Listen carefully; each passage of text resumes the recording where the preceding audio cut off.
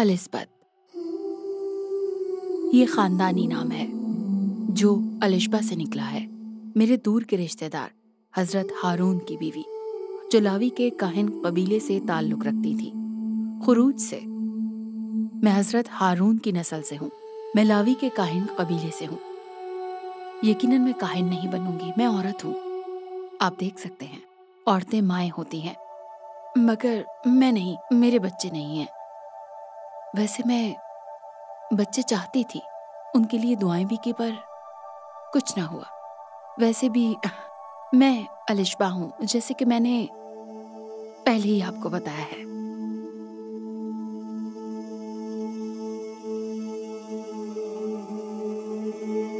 انجیل شریف کے مصنف حضرت لوقا نے الشبہ اور بی بی مریم دونوں کے حاملہ ہونے کی چھوٹی چھوٹی تفصیلات کیسے جانی؟ اس بات کا امکان ہے کہ انہوں نے یہ باتیں خود بی بی مریم سے جانی تھیں، جن کا اپنی بہن الشبہ سے اچھا تعلق تھا۔ میرے شوہر کا نام حضرت زکریا ہے، وہ ایک کاہن ہے، یعنی یہودی امام ہے۔ ہم یہودیہ کے پہاڑی علاقے میں رہتے ہیں جو یروشلم، بیت لحم اور حبرون پر محیط ہے۔ ہمیں متقی اور پرہیزگار جانا جاتا ہے۔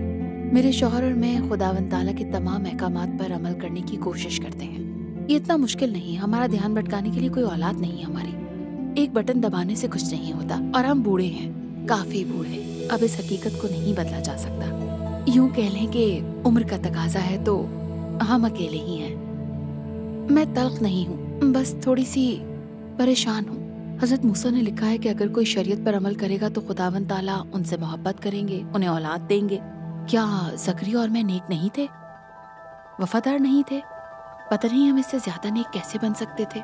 پر دیکھیے، حضرت لوقا وہ ایک طبیب ہیں، ہماری بے اولادی کا الزام مجھ پر لگاتے ہیں، جیسا کہ ہمارے معاشرے کے اکثر لوگ کرتے ہیں۔ بس ایسا ہی ہے، کاش میں اسے تبدیل کر سکتی، پر یہی حقیقت ہے۔ میں بچے چاہتی تھی، پر ان کے پیدا نہ ہونے کا الزام مجھ پر ہے۔ خیر چھوڑیے، یہ ہمارے حالات ہیں اور یہ میں ہوں۔ آگے بڑھتے ہیں۔ میرے شوہر کاہنوں کی جماعت ابیہ سے تعلق رکھتے ہیں، جو 24 ڈویژنوں میں سے 8ویں ہے۔ کاہنوں کی یہ تمام تقسیمات ہیں، اور وہ یروشلم میں بیت المقدس میں فرائض امامت انجام دیتے ہیں، کاہن کے فرائض۔ تو ایک افسوسناک دن، ان کی ڈویژن بیت المقدس میں اپنی امامت کے فرائض انجام دے رہی ہے۔ اپنی زندگی میں پہلی اور آخری بار میرے شوہر کو قربان گاہ پر لبان جلانے کے لیے منتخب کیا جاتا ہے۔ قربان گاہ میں صرف ایک کاہن جا سکتے ہیں، کیونکہ آپ جانتے ہیں کہ بہت سارے کاہن یہ کام کرنا چاہتے ہیں، اور اگر وہ جسمانی اور باطنی پاکیزہ نہیں ہیں تو ان پر عذاب الہی نازل ہوتا اور مر جاتے، کیونکہ وہ خدا کے احکامات کی پوری طرح پیروی کرنے میں ناکام رہے ہوتے ہیں۔ اور اگر وہ مر بھی جائے تو کوئی بھی انہیں لینے کے لیے اندر نہیں جا سکتا، کیونکہ انہیں بھی مار دیا جائے گا۔ لہٰذا ہم کاہن کی ٹانگ پر رسی باندھنے کی روایت کو جاری رکھتے ہیں، تاکہ اگر خداوند تعالیٰ انہیں مار دیں تو انہیں گھسیٹ کر باہر نکالا جا سکے۔ ویسے بھی یہ بہت بڑی بات ہے، اور ہم بہت خوش ہیں کہ حضرت زکریا کا انتخاب کیا گیا۔ تھوڑے پریشان ہیں، لیکن خوشی اس سے کہیں زیادہ ہے۔ تو جیسے ہی عبادت گزار جمع ہوتے ہیں، حضرت زکریا بڑے پردے کے پیچھے چلے جاتے ہیں، وہ پردہ جو خانہ خدا کو قربان گاہ سے الگ کرتا ہے۔ وہ دعا شروع کرتے ہیں۔ وہ ایک فرشتے کو دیکھتے ہیں، میز پر کھڑا ہوا، میز کی دائیں طرف، اور وہ خوف سے کانپتے ہیں۔ یعنی فرشتہ نہیں، حضرت زکریا کانپتے ہیں۔ حضرت زکریا یوں فرشتے کو دیکھ کر کانپنے لگتے ہیں۔ فرشتہ انہیں بتاتا ہے کہ ہماری دعائیں قبول ہو گئی ہیں، ہمارا ایک بیٹا ہوگا، ہمیں اس کا نام یوحنا رکھنا ہے۔ لوگ ہمارے ساتھ خوش ہوں گے، وہ خدا تعالیٰ کے نزدیک عظیم ہوگا، وہ کبھی خمیر شدہ مشروب نہیں پیے گا، اور وہ پیدائش سے قبل ہی روح القدس سے بھر جائیں گے۔ وہ لوگوں کو خدا تعالیٰ کی راہ پر لائیں گے۔ اور اب اس بات کو سنیے ذرا، وہ لوگوں کو خداوند تعالیٰ کے لیے تیار کر کے خداوند تعالیٰ کے لیے راستہ تیار کرے گا۔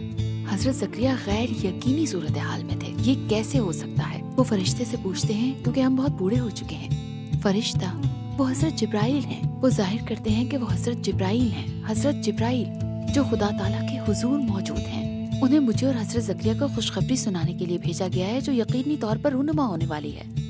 حضرت زکریا ان پہ یقین نہیں کرتے، اور اس غیر یقینی کی وجہ سے میرے شوہر اس وقت تک بات کرنے سے قاصر رہیں گے جب تک کہ یہ چیزیں رونما نہ ہوں۔ باہر لوگ پریشان ہونا شروع ہو گئے ہیں۔ زکریا کو بہت وقت لگ رہا ہے، کہیں وہ مر تو نہیں گئے، ہمیں انہیں باہر نکالنا چاہیے۔ وہ ایسا نہیں کرتے، زکریا باہر آتے ہیں، پر وہ ایک لفظ بھی نہیں کہہ سکتے، وہ حرکت کرتے ہیں۔ کاہن سمجھتے ہیں کہ انہوں نے ایک کشف دیکھا ہے۔ حضرت زکریا بھاگ کر گھر آتے ہیں اور مجھے خوشخبری سناتے ہیں، یعنی خوشخبری دیتے ہیں۔ میں فوراً ہی حاملہ ہو جاتی ہوں۔ میں خداوند تعالیٰ کے فضل کے لیے حمد و ثنا کرتی ہوں۔ ہم پہاڑی علاقے میں ایک بہت پرسکون مقام پر رہتے ہیں۔ میرا عمل آسانی سے گزر جاتا ہے اور ہم پرامن زندگی گزارتے ہیں، یعنی ہم ایک خاص اولاد کو جنم دیں گے۔ 6 مہینے ایسے گزرتے ہیں جیسے 6 دن ہوں۔ میں دروازے پر دستک سنتی ہوں اور آنے والے کو خوش آمدید کہتی ہوں۔ بی بی مریم دروازے سے اندر آتی ہیں۔ وہ میری بہن ہے، وہ مجھ سے عمر میں بہت چھوٹی ہیں، اور ان کی آواز سننے پر میرا بچہ خوشی سے اچھل جاتا ہے۔ میں روح القدس سے بھر جاتی ہوں اور انہیں برکت دینا شروع کرتی ہوں۔ اپنی خوشی میں مجھے احساس ہوتا ہے کہ مجھے بی بی مریم کی خدمت کرنا ہے اور میرا بیٹا ان کے بیٹے کی خدمت کرے گا۔ اگلے 3 ماہ تک بی بی مریم میرے ساتھ رہتی ہیں۔ ایک خاص بندھن کی بات کریں تو حمل اور بچوں سے زیادہ خواتین کو کون قریب لا سکتا ہے؟ مجھے یقین ہے کہ ہمارے بچوں میں بھی ایسا ہی مضبوط رشتہ ہوگا۔ میرے حمل کی تاریخ قریب آتی ہے۔ بی بی مریم 100 میل دور ناصرت واپس چلی جاتی ہیں۔ وہ خود بھی حاملہ ہیں اور میں ان کے لیے بہت پرجوش ہوں۔ اگرچہ ناصرت میں بہت سی آزمائشیں ان کی منتظر ہیں، خدا تعالیٰ نے مجھے پیدائش کا آسان عمل عطا کیا۔ میرے پڑوسی گھر کے ارد گرد خوشی میں جمع ہوتے ہیں اور اس خبر میں شریک ہوتے ہیں کہ میرے ہاں بیٹا ہوا ہے۔ 8 دن بعد وہ میرے بیٹے کے ختنے کی تقریب پر دوبارہ جمع ہوتے ہیں۔ وہ اس کا نام اس کے والد کے نام پر رکھنا شروع کر دیتے ہیں۔ نہیں، اسے یوحنا کہا جائے گا۔ اس بچے کا نام یوحنا ہی ہوگا۔ ہجوم بے چین ہوتا ہے، یہ روایت کے خلاف تھا۔ ہمارے خاندان میں کسی کا نام یوحنا نہیں تھا۔ میں اصرار کرتی ہوں کہ بچے کا نام یوحنا ہی رکھا جائے۔ یقیناً والد متفق نہیں ہوں گے، وہ حضرت زکریا کا جواب سننا چاہتے ہیں، پر وہ اب بھی بول نہیں سکتے۔ مایوس ہو کر وہ ایک پتھر پکڑتے ہیں اور ایک مختصر جملہ لکھتے ہیں، اس کا نام یوحنا ہے۔ حضرت زکریا فوراً خدا تعالیٰ کی حمد و ثنا کرتے ہیں۔ میرے شوہر بولنے کے قابل ہو جاتے ہیں اور خدا تعالیٰ کی تعریف کرتے ہیں۔ ہمارے پڑوسی حیران و پریشان ہیں، وہ ہمارے ساتھ خوش ہیں۔ یہ خبر پورے پہاڑی علاقے میں پھیل جاتی ہے، کیونکہ میرا بیٹا یوحنا ایک بہت خاص بچہ ہوگا۔ آنے والے ہفتوں میں روح القدس ظاہر کرتا ہے کہ ہمارا بیٹا کتنا خاص ہوگا۔ حضرت یوحنا وہ ہوں گے جو لوگوں کو آنے والے جناب مسیح کے لیے تیار کریں گے۔ وہ آنے والے بادشاہ کے لیے راستہ تیار کرتے ہیں۔ اب یہ فکرہ شاید آپ کے لیے اتنا اہم نہ ہو، پر ہمارے لیے یہ سب کچھ تھا۔ ہمارے دور میں بادشاہوں اور شہنشاہوں کا اپنی رعایا کی زندگیوں پر مکمل کنٹرول تھا۔ زندگی اور موت پر قابو۔ لوگ اپنے حکمرانوں کی خوشی کے لیے کچھ بھی کر سکتے تھے۔ ایک امیر طاقتور حکمران ہونے کے چند ناخوشگوار پہلوؤں میں سے ایک سفر تھا۔ امیر اور غریب دونوں کو یکساں طور پر سڑکوں کی تنگی، طویل سفری اوقات اور خراب رہائش کا سامنا کرنا پڑتا تھا۔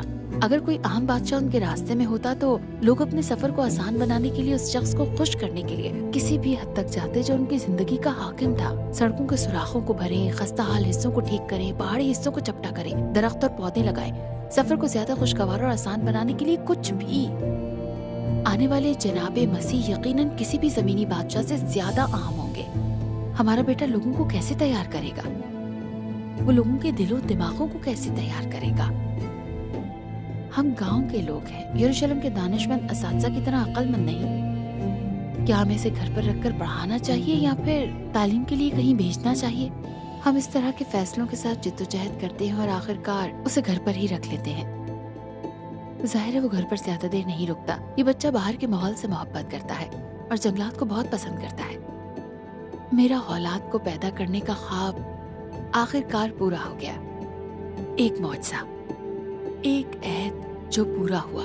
پرفخر ماں، جی ہاں، مجھ سے زیادہ پرفخر کوئی نہ ہوگا، کیونکہ جناب مسیح میرے بیٹے کے بارے میں کہیں گے، جو عورتوں سے پیدا ہوئے ہیں ان میں یوحنا بپتسمہ دینے والے سے بڑا کوئی نہیں ہوا۔